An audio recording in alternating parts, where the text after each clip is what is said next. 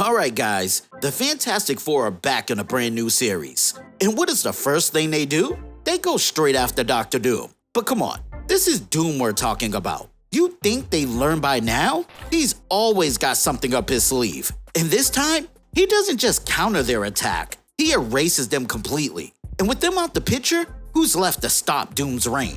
Welcome back to Keepin' It Comic, and today, we're diving into Fantastic Four 2025 issue number 1. Now look, this all starts off with some dialogue from the leader themselves, who says Ben Grimm, incredibly big-hearted and possibly strong, calls himself The Thing. I call him my best friend. Reed Richards, as stretchy as he is smart, and he's the smartest man on the planet. My spectacular husband, Mr. Fantastic. Johnny Storm, my brother, a living inferno, the Human Torch. And that's me, Sue Storm, the Invisible Woman. I bend light and energy, and I make force fields with my mind. I lead the team. And I don't know about you guys, but I already need to know how this is gonna go, because Reed not in control of something? That's always his problem as it is. But anyway, she says, we're the Fantastic Four. I brought us here because Dr. Doom has taken over the planet. And today, we're going to stop him. Today, we're going to save the world. The Thing's like, surprised to see us, Doomy? And he responds, only surprised that you guys are not dead, you thundering fools. You dare, after all that I've accomplished, you truly dare risk a direct attack against Emperor Doom. And it's crazy to me, this man's not even floated. He's legit getting carried around by Doombots on the platform. But he continues, I thought I taught you how fragile that is. You especially, Grimm. And yet, here you are. And Grimm responds, oh, is that what you're trying to teach us? Holy Hannah, Doomy, you're not a good teacher. Reed's like, agreed. We understood an entirely different message. Johnny says, it starts with Doom and ends with, and Sue says, always loses as she punches right through his force field. And as they pin him to the ground, Doom's like, since I have become Emperor, none have laid hand on me, Richards. None. But of course, you and your ridiculous family think nothing of it. You four defying me, each supporting each other in your little folie à quatre. Sue says, stay down, Victor. And he responds, no, Emperor Doom has been ungenerous with you. Too confident, perhaps, in your ability to correct yourselves. But if you insist on enabling each other's anti-Doom psychosis, then in his grace, you in his mercy. And he zaps the Fantastic Four and says, Doom will end them for you. And just like that, the Fantastic Four are gone. So where exactly are they? Well, Sue's falling out the sky right now. And she's like, what the beep? And Johnny's like, oh crap.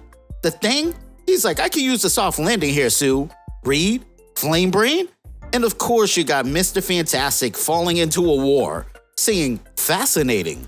But look, my man Johnny is struggling way more than his mustache right now. Cause he's like, flame on. What? Flame on. Flame on. And he barely gets it to even come on. He says, hard to breathe, hard to flame on.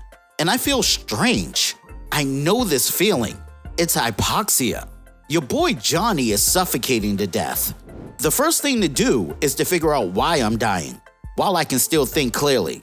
I tease Reed about it, but building computers into our uniforms does have its advantages. So he taps his computer, and it tells him he's on Earth, and it's August 30th, 521 million years ago. Johnny says, okay, I think that's before life evolved on land, but I can work with that. Reed will, and the computer interrupts. No other Fantastic Four signals detected. So he says, scan the atmosphere. And it tells him, the oxygen in this era is 20% of normal. Johnny says, no wonder I had trouble flaming on. That's worse than the peak of Everest. That's a death zone. This whole planet is a death zone. Wait, how do you make oxygen, computer? And it responds, the process of photosynthesis will, he goes, I am not a plant.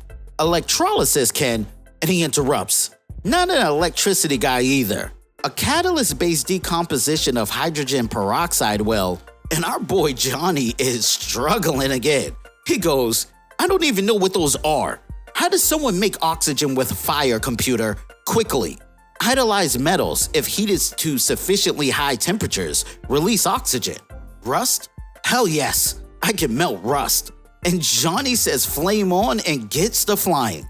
He says it's easy enough to find rocks with streaks of red in them. They're all over the place, and there's no plants yet to cover them. And melting stuff is child's play for the Human Torch. That's the good news. The bad news is, even by making heat, eddies bring the oxygen right to me, I discover. It's not enough. Oxygen levels 31% of normal. It's not enough. It's not even getting me out of the death zone. And for you guys who don't know, the death zone is when your oxygen percentage is 34% or lower. He says, the oxygen isn't saving me. It's just slowing the inevitable. I'm going to get more and more confused, more and more disorientated, and then I'm going to die. I've got one chance. Everything depends on what Reed told us to look for if we ever got lost, and what our uniforms were built-in trackers for. And so, flying as fast as I can, dying as slowly as I can, I head for the Forever Stone. Been flying so long, gotta keep flying. Can't remember why, can't think, the stone, right. And I'm almost to the stone. I'm almost to there, safe, I'm safe.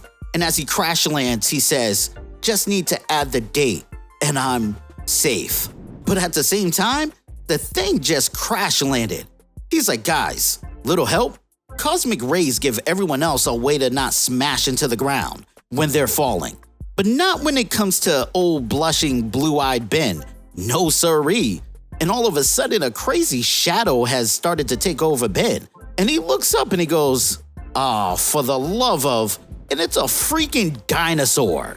Ben's like, I know if you're sent back in time, you're definitely not supposed to step on any butterflies. But where does punching out a dino land on that list? And just then, another dinosaur comes and bites him by the leg. He's like, leave me alone, you stupid beast. I ain't got no quarrels with you. Hey, two of ya, let go. I'm made of rocks. How is that appetizing? And one of the dinosaurs starts to really chomp into his arm, and Ben's had it. He headbutts the dinosaur and says, I ain't stepping on butterflies. And you can see he dislocated this dinosaur's jaw with his head. He says, but I ain't gonna be anyone's dinner either. That's right, this snack fights back. And for some reason that reminds me of the goldfish commercial. You know, the snack that smiles back. But anyway, he's like, go on, get out of here, get. And then the computer tells him exactly where he is. He's on Earth, September 14th, 92 million years ago. And he says, yeah, dinosaur times, no kidding. No other Fantastic Four signals detected. And he responds, well, I ain't out yet. Not as long as I got a pair of smart shorts to point me in the right direction. And after some time traveling, he says, there you are, the Forever Stone. And it looks like Flame Brain made it here too. Good on you, kid. A wee bit of carving as he puts his own date into the Forever Stone. And Mr. Fantastic, he's just gliding over a bloody war scene happening. And we find out he's on Earth, March 22nd, 1266 CE. And of course, no other Fantastic Four signals detected. He says, begin audio log. Given Victor's mean, I have to assume the others have been sent to different eras in Earth's history. But if he thinks separating us is enough to destroy us, he has another thing coming. The Forever Stone, a mass of dense granite that happens to be one of the longest lasting rocks on the planet. And more usefully to our purposes, through a combination of obscurity and raw geological luck, it stayed both intact and accessible for, and bam, he's hit by a boulder and sent flying. He says, instinctually softened my body on impact. I allow it to form around the projectile. There may be good fortune in this. The impact is carrying me into the darkness of the forest and out of history's way. Now then, to the Forever Stone, and to hope against hope that the others make it there too. And this man is moving around looking like the Slender Man. But even more crazier, he says, the stone is 3 months travel away. I move as efficiently as I can, able to move more quickly at night, or when I'm out of sight of any other humans of this time period. I acquire period-appropriate clothing from a midget, passing myself off as a pegger. It carries lice, of course, But as the parasites cannot bite my flexible skin, they soon leave for greener pastures. I travel, I avoid attention, and finally, I arrive at where I need to be. Resume audio log. If any of us are lost in time, the plan was always the same. Find the Forever Stone. Carve the precise date and time you find it into the face, and then put it back exactly as you found it. It's a fail-safe, the best one possible when dealing with time travel. I've tracked the stone's location throughout history, which provides spatial data. The inscription provides temporal, with both space-time temporal coordinates become known entities. Knowing the right person and the right place can help us find our way home. Johnny is in the Cambrian era, before animals or even plants began colonizing land. He must have found abundant oxygen sinks of that era, using heat to break apart any freed oxides into oxygen. Ben is in the late Cretaceous, surviving against the carnivorous charismatic megafauna of that era. Yet, there's nothing from Sue, which leads me to conclude she's further ahead of time than any of us, which means it's now up to her to rescue us. And we see Sue is falling and on fire.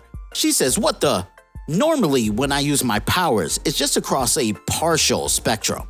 I bend visible light around me, and hey, presto, I'm the invisible woman. I don't usually shield myself from the full spectrum, because heat is energy too. And if I shielded myself from all radiation, and convection, and conduction too, I could freeze to death in the middle of the sun. But I do it now. I keep all but the smallest percentage of heat away from me. It's the only way to avoid being cooked alive. And we see she is about 7 billion years into the future. Now, in case you don't know how this correlates to real life, let me just break something down real quick for you.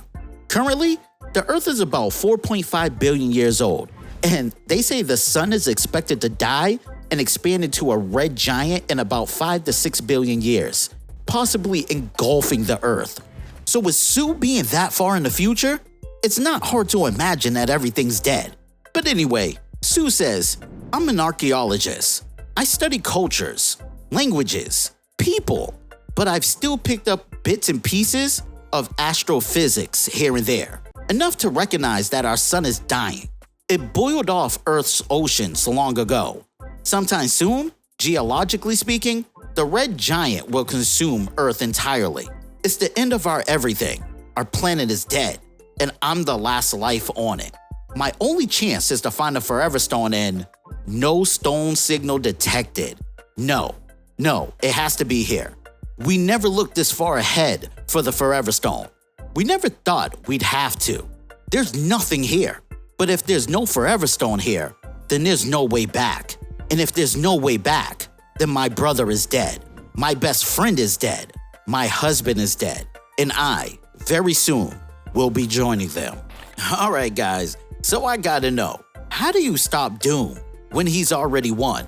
What's the plan for the Fantastic Four now that they're scattered across time? And one of them is stranded at the literal end of time. Can Johnny survive in a world with no air? Can Ben survive with one overrun with dinosaurs? And how long can Reed last when every second that he's not calculating is a second closer to failure? But most of all, is Sue really the last life on Earth? Or is there still one move left that even Doom didn't see coming? Y'all sound off in the comments. I need your theories, because this story just took a massive turn. Big shout outs to everyone rocking with us too. Y'all are the reason we keep doing this. And if you had fun with this video, drop a like so more people can find it. And if you're new here, hit subscribe and tap that bell so you don't miss the next drop. Want to stay locked in? Everything's in the link tree down below. Website, merch, Discord, and yeah, new members can still grab that free month of Hulu while it lasts. And as always, thanks for kicking it with Keepin' It Comic. I'll catch y'all on the next one.